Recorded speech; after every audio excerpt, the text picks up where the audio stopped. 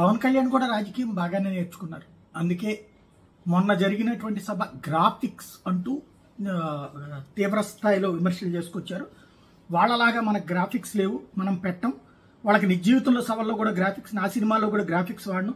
15 లక్షలు అంటే అంతమంది ఎలా వస్తారని ఆలోచన కూడా లేదు. పాపం జగన్కి గ్రాఫిక్స్ వేసి అబాస్పాలయ్యారు. ప్రాణం తెగించి నేను రాజకీయాల్లోకి వచ్చాను.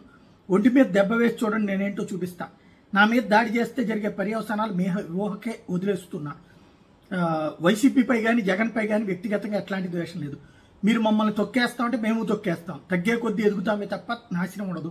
కూటమితో కలిసి జగన్ తోకని కత్తిరించబోతున్నాం. అధికారంలోకి వచ్చాక ప్రతి నెల జనవాణి నిర్వహిస్తాం. వైసీపీ రౌడీ మోక్కలకు జనసేన శక్తి చూపిస్తాం. ఏపీని చీకట్టించి వెలుగులోకి తీసుకురావాలి. ఇందులో విషయం ఏంటంటే, ఇప్పుడు ఆయన కొట్టాలని ఎవరు అనుకుంటున్నారు?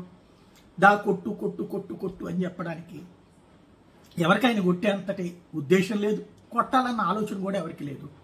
అంటే ఒక ప్రొవకేషన్, ఇప్పుడు ఏదో ఒక భావోద్వేగం కావాలి. అక్కడ ప్రస్తుతం ఉన్న భావోద్వేగం చాలట్లేదు. సంక్షేమ పథకాలు ఇట్లాంటి భావోద్వేగం వర్కౌట్ కావట్లేదు. కాబట్టి రెచ్చగొడుతున్నారు. రండి దమ్ముంటే కొట్టండి, కొడితే చూపెడతా నేనేంటో. ఆయన కొట్టాలని అసలు ఎవడంటున్నాడు? ఒక్కడన్నా కనీసం అట్లాంటి మాటలు మాట్లాడుతున్నారు? ఎవడన్నా గొట్టంగా గాలిలో ఉన్నటువంటి గన్నయ్య గడు మాట్లాడితే ఆడి వేరే ఇది. అట్లా మన కార్యకర్తలు కూడా బోల్డ్ మాట్లాడతారు. జగన్ గారిని అట చేసేద్దాం, అట చేసేద్దాం. నాయకులు అయితే ఎవరు పవన్ కొడతాము లేకపోతే పవన్ చూస్తాం అంటలేదు. ఇక్కడ మనమే అంటున్నాం, తొక్కేస్తాం, అంతం చేస్తాం, నాశనం చేస్తాం అన్నటువంటిది.